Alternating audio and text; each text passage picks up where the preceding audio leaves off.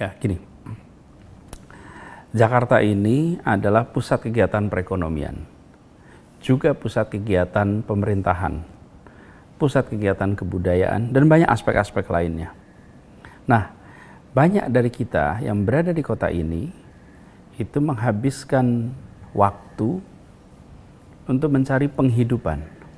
Padahal kota ini bukan hanya tempat untuk mencari penghidupan.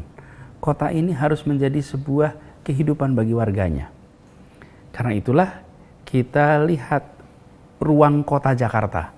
Kalau lihat peta itu kelihatan ada 600 km persegi. Coba kita perhatikan. Sebenarnya ada 3 ruang di sini. Satu adalah ruang yang saya biasa sebut ruang pertama, yaitu rumah. Tempat kita tinggal, tempat kita bersama keluarga. Lalu ruang kedua, yaitu tempat kita kerja, tempat kita belajar, itu ruang kedua. Nah, begitu banyak penduduk di kota ini menghabiskan waktu untuk dari ruang pertama ke ruang kedua, beraktivitas apapun, terus kembali lagi ke ruang pertama. Nah, sementara ada ruang di antara keduanya, yaitu ruang ketiga. Ruang ketiga ini yang sering terlewatkan dalam kita bicara tentang membangun kehidupan sebuah kota. Karena itulah kita secara serius membangun ruang ketiga untuk memberikan tempat kepada seluruh warga agar bisa mendapatkan ruang alternatif di luar ruang pertama di rumah, di luar ruang kedua di kantor, ruang ketiga. Nah, selama ini yang banyak menyediakan ruang ketiga itu swasta, private sector. Apa yang biasa dikerjakan? Ya paling gampang kelihatan mall tumbuh di Jakarta begitu banyak. Siapa yang datang ke mall? Yang datang ke mall yang pulang kerja ke mall, pulang sekolah ke mall, Sabtu Minggu ke mall. Kenapa? Mereka mencari ruang ketiga. Mau keluar dari rumah, tapi juga bukan ke kantor. Nah, ruang ketiga inilah yang kemudian kita bangun dan kita ingin ruang ketiga itu memiliki beberapa prinsip. Pertama, dia harus memberikan perasaan kesetaraan. Dia harus memberikan perasaan inklusif.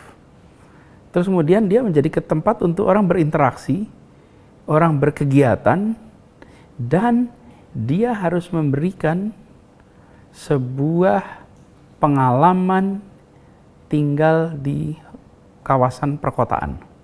Urban space experience. Itulah ruang ketiga. Nah, ini yang kita maksud dengan Jakarta bisa menjadi rumah bagi semua.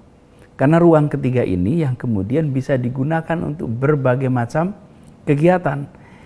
Warga dengan latar belakang berbeda-beda bisa menggunakan ruang ketiga ini dengan perasaan kesetaraan. Saya sering berilustrasi. Salah satu tempat paling sentral di Republik ini namanya Bundaran HI. Itu kalau Sabtu Minggu, dulu kita ada Hari Bebas Kendaraan Bermotor, atau HBKB, atau kalau bahasa Inggrisnya Car Free Day, lebih populer Car Free Day. Dan kawasan itu, kita lihat ada 3 mall besar di situ. Satu namanya Plaza Indonesia, satu namanya Grand Indonesia, satu Tamrin City. Itu pusat pertokoan semua itu. Itulah yang menyiapkan ruang ketiga selama bertahun-tahun. Tapi apa yang terjadi? Yang masuk Tamrin City dijamin nggak berani masuk ke Plaza Indonesia. Okay? Yang ke Plaza Indonesia nggak ke Tamrin City juga. Yang ke Grand Indonesia juga tidak Tamrin City. Tanpa kita sadari, ruang ketiganya berstrata. Seakan ada kelas, siapa ke Tamrin City, siapa ke Plaza Indonesia, siapa ke Grand Indonesia. Saya sebut ini sebagai ilustrasi tanpa ada tendensi negatif. Ini untuk menggambarkan bahwa kalau private sector yang menyiapkan, tentu mereka harus menyiapkan segmen pasar. Tidak mungkin private sector itu tidak ada segmentasi. Mau bikin televisi pasti bisa tentukan stasiun saya segmen apa. Mau bikin koran, mau bikin outlet online, menentukan segmen. Maka kalau private sector menentukan segmen, jadi sama sekali bukan salah mereka. Private sector harus ada segmen yang mereka putuskan. Tapi kalau negara, segmennya siapa? Seluruh rakyat. Itulah segmen negara. Setiap warga negara punya kesempatan yang sama, punya kesetaraan. Di situ sebabnya negara harus masuk. Negara harus hadir di ruang ketiga. Negara harus menunjukkan bahwa kota ini adalah milik semua. Kota ini adalah rumah bagi semua. Kota ini bukan untuk sebagian kita. Di mana itu? Ruang ketiga. Nah, ini yang kemudian kita secara serius bangun di Jakarta. Barangkali nama ruang ketiga sendiri relatif baru untuk kita. Tapi ini bukan hal yang baru di dalam kota modern dunia. Lihat Amsterdam, lihat Tokyo, lihat New York, Copenhagen, sebutlah nama kota-kota modern. Semuanya menyiapkan ruang ketiga. Apa wujudnya ruang ketiga itu? Ruang ketiga ini sejak tahun 2018 sampai 2021 itu kita membangun dan merevitalisasi 296 taman kota, 29 hutan kota, 154 jalur hijau. Ini adalah ruang-ruang ketiga yang memang dibangun untuk berinteraksi. Misalnya taman kota itu kita bangun sebagai ruang interaksi. Nah, taman itu dalam bahasa Indonesia itu satu kata, dalam bahasa Inggris ada dua. Ada garden, ada park. Kalau garden, orang datang ke taman untuk menikmati taman. Itu garden. Ada botanical garden, ada flower garden, ada taman untuk bunga, ada taman untuk botani, ada macam-macam jenis taman. Tapi datang itu untuk menikmati tanaman. Itulah taman. Tapi kalau park, itu untuk bermain, untuk berinteraksi. Nah, hampir semua taman kita dahulu itu dibangun dengan konsep garden. Konsekuensinya apa? Tertulis itu besar-besar, dilarang menginjak rumput. Kenapa dilarang menginjak rumput? Karena rumput itu dipandang sebagai pemandangan, tidak boleh diinjak. Lalu bagaimana anak bisa bermain kalau rumput tidak boleh diinjak? Takut rusak, ya tinggal ditanam lagi. Di mana-mana kalau namanya park itu tempat bermain. Nah, kita ubah. Tidak sebagai tempat untuk ditonton, tapi sebagai tempat untuk bermain. Tujuannya apa? Terjadi interaksi warga. Begitu dia menjadi tempat bermain, maka berubah. Nah, ini yang kemudian kita dorong sama-sama, bahwa yang dibangun itu bukan garden, tapi yang dibangun adalah park. Cuman dalam bahasa Indonesia kita menggunakan satu kata, yaitu kota. Kemudian juga hutan kota, jalur hijau, itu dibangun semua. Nah, ada pasangan di situ, namanya trotoar. Trotoar ini, walaupun yang kelihatan menonjol itu di Jalan Jenderal Sudirman karena paling banyak fotonya, tapi sesungguhnya yang dibangun bukan hanya di Jalan Jenderal Sudirman. Selama 3 tahun lebih ini yang kita bangun adalah 241 km. Jadi kalau 241 km itu kepanjangan kalau cuma di Jalan Sudirman. Tapi yang paling banyak difoto di situ. Tapi sesungguhnya ini seluruh Jakarta. Panjangnya 241 km trotoar. Nah, kenapa trotoar itu dibangun? Trotoar ini juga adalah ruang interaksi warga. Ini ruang ketiga juga. Ada yang di sana untuk berjalan kaki antara tempat kerja dengan rumah. Ada juga komunitas-komunitas yang beraktivitas di situ. Banyak aktivitas warga yang bisa menggunakan trotoar sebagai tempat untuk mereka menjalankan kegiatannya. Dan ketika kita ada festival menjelang hari-hari besar keagamaan, ruang-ruang ketiga ini seperti trotoar juga dipakai untuk kegiatan-kegiatan seperti itu. Jadi, ketika kita berbicara tentang trotoar, maka trotoar ini pun dibayangkan bukan sekedar orang menjalani dari satu titik ke titik lain, tapi kita ingin ada pengalaman di dalam mereka menjalani, membuat perjalanan menjadi pengalaman. Lalu juga ditambah nih, kita melakukan penataan pada stasiun. Ada 8 stasiun yang sudah ditata, stasiun Tanah Abang, stasiun Senen, stasiun Juanda, stasiun Sudirman, Palmerah, Tebet, Manggarai, Gondangdia. Nah, stasiun itu kawasannya ditata sehingga turun dari kereta api, dia bukan langsung menuju tempat kendaraan berikutnya, apakah ojek, apakah angkutan umum massal, tapi ada ruang di situ, di mana mereka bisa transisi dan lagi-lagi bisa interaksi. Lalu kita melakukan reclaiming the street nih, mengkonversi kawasan yang semula digunakan untuk kendaraan roda 4, roda 2 atau kendaraan bermotor, diubah menjadi jalan untuk pejalan kaki.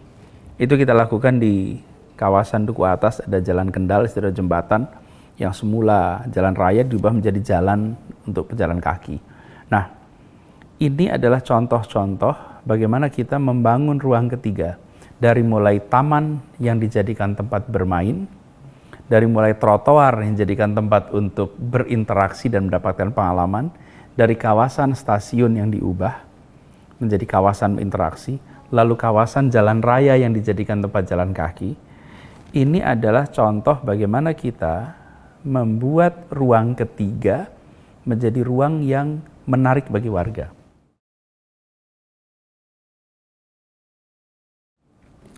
Apa ciri keberhasilannya ruang ketiga? Orang kembali lagi. Ya sama seperti orang keberhasilannya ke mall. Dia datang ke mall, suka, dia minggu depan ke sana lagi, bulan depan sana lagi. Begitu trotoar kita itu bagus, maka orang jalan kaki hari itu, besoknya, minggu depannya dia akan jalan kaki lagi, diajak orang lain. Itulah tanda bahwa kita menyiapkan ruang ketiga yang membuat warga merasa ini adalah rumah bagi semua. Kalau Anda berada di taman, tadi park, Anda berada di trotoar, di situ tidak ada segmentasi pasar.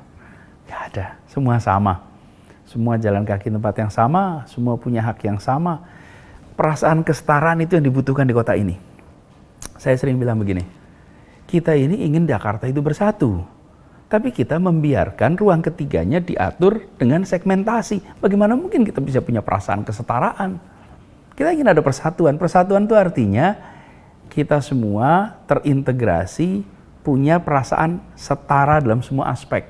Tapi rumah tentu itu adalah pilihan private, tempat kerja pilihan private, ruang ketiga itu yang harus menjadi ruang publik yang menyetarakan. Kalau ruang ketiganya diserahkan juga kepada private sector, ya private sector akan bikin segmentasi. Sama seperti bikin rumah yang rumah RRSS, bikin rumah yang kelas menengah, kelas itu kan segmentasi pasar. Tempat kerja juga begitu. Nah, ruang ketiga tidak boleh tersegmentasi. Inilah usaha kita membangun persatuan di Jakarta. Jadi, yang nampak dan bisa difoto itu taman. Yang tidak bisa difoto itu gagasan mempersatukan. Itu nggak bisa difoto. Gagasan tentang efek sosiologis, itu nggak bisa difoto. Nah, gagasan itu yang harus dibawa oleh pemimpin. Gagasan itu yang dibawa di dalam menata perencanaan kota. Bahwa bukan tampilan fisik yang bisa difoto, tapi di balik itu ada perasaan kesetaraan yang munculnya dalam hati, dalam pikiran warga Jakarta. Dan begitu itu muncul, maka orang akan merasa kota ini mensetarakan, kota ini konsekuensinya mempersatukan. Jadi, di balik bangunan yang nampak depan mata, di situ ada gagasan tentang kesetaraan, ada gagasan tentang persatuan. Saya hampir selalu menempatkan semua perjalanan sebagai refleksi dan bahan pembelajaran. Lihat apapun, dicoba dilihat dari perspektif yang berbeda. Perspektif itu yang selalu saya coba munculkan dalam menjalankan apapun juga. Kenapa? Saya coba menempatkan diri saya sebagai pembelajar.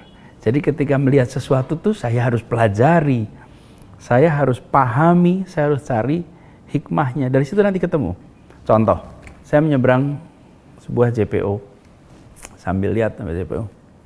JPO ini membuat orang itu pengen cepat-cepat turun. Gak ada yang mau bertahan di atas. Jadi begitu naik JPO, pengen cepat-cepat nyebrang, pengen cepat-cepat turun. Kenapa? Karena dia tidak memberikan pengalaman. Kalau orang mendapatkan pengalaman, dia akan mencoba menikmati pengalaman itu pasti. Jadi saya bilang ini, lihat, coba JPO-nya copot aja tuh atapnya. Atap JPO dicopot, lalu dijadikan sebagai tempat di mana orang bisa mendapatkan pengalaman baru setiap kali dia jalan di situ. Lalu ada yang tanya, Pak, itu kan kalau hujan gimana? Loh, dia menghubungkan tempat yang tanpa atap ke tanpa atap, jadi nggak perlu atap juga gitu. Kalau dia menghubungkan dalam gedung ke dalam gedung, maka perlu atap, karena dari indoor ke indoor. Tapi kalau outdoor ke outdoor, ya nggak perlu juga ada atap. Toh di sini pakai payung, sampai di situ copot payung, ya nggak usah, pakai aja terus. Jadi prinsip sederhana. Tapi apa yang terjadi? Tempat itu kemudian berubah menjadi tempat yang memberikan perasaan kesetaraan, perasaan pengalaman. Siapa saja bisa naik ke JPO itu, menikmati tempat itu. Lalu tempat yang semula semata-mata untuk orang bekerja dari pulang satu sisi ke sisi lainnya, berubah menjadi tempat orang datang untuk dapat pengalaman berada di Jakarta.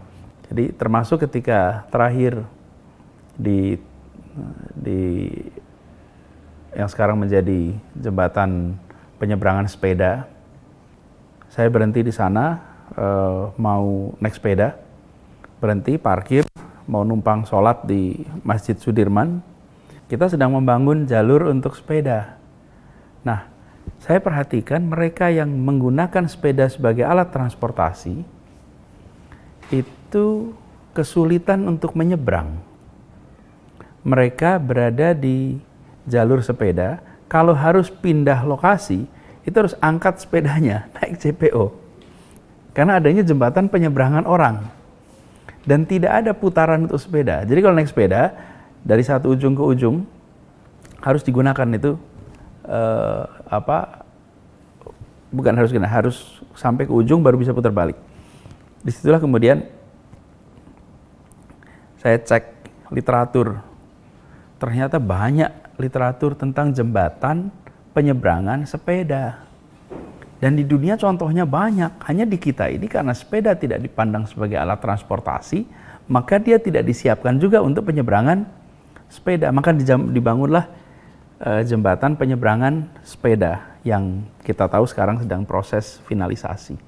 Nah, ini lagi gagasan itu juga muncul dari interaksi. Gagasan itu muncul dari ketika kita lihat fenomena. Dan saya sering sampaikan, gagasan tidak muncul dari meditasi. Gagasan muncul dari interaksi.